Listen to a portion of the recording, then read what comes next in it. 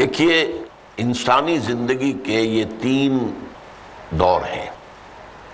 حیات دنیاوی جو ہماری پیدائش سے شروع ہو کر اور ہماری موت پر ختم ہو جائے، پھر حیات برزخی موت سے لے کر قیامت کے دن تک، اور پھر حیات اخروی ہے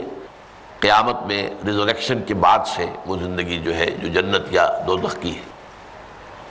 اس میں ان دونوں زندگیوں کے بارے میں تفصیل سے کوئی بات کرنا بالکل غلط ہے اور اس سے فتنے پیدا ہوتے ہیں۔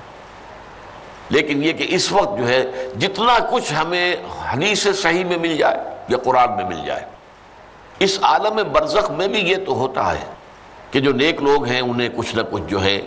اثرات اچھے ان پر پڑتے رہتے ہیں، ان کی ارواح پر کہہ لیجئے، اور کچھ جو برے ہیں ان کے اوپر جو آخری انجام ہونا ہے اس کی کچھ ریفلیکشن ہوتی رہتی ہے، جس کو حدیث میں کہا گیا ہے کہ ہر قبر جو ہے وہ یا تو جنت کے باغیچوں میں سے ایک باغیچہ ہے یا دوزخ کے گڑھوں میں سے ایک گڑھا ہے، یا کہیں کہہ دیا جاتا ہے کہ کھڑکی کھول دی جاتی ہے اس میں، یا جنت کی طرف سے ٹھنڈی ہوائیں آئیں، خوشبوئیں آئیں،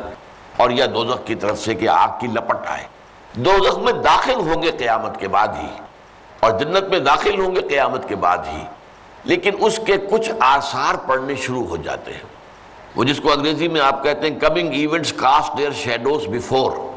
بعد میں آنے والے واقعات جو ہیں ان کے کچھ سائے جو ہیں پہلے سے آنے شروع ہو جاتے ہیں۔ تو اسی طرح سمجھیے کہ جو کچھ آخرت میں کسی انسان کے ساتھ ہونا ہے اس کا ایک عکس جو ہے وہ عالم برزخ میں شروع ہو جاتا ہے۔ اسی لیے قرآن مجید میں یہ بھی آیا ہے کہ یہ جو آل فرعون تھے یہ صبح و شام جہنم پر پیش کیے جاتے ہیں، اور قیامت کے دن پھر کہہ دیا جائے گا ان کو داخل کر دو آگ کے اندر۔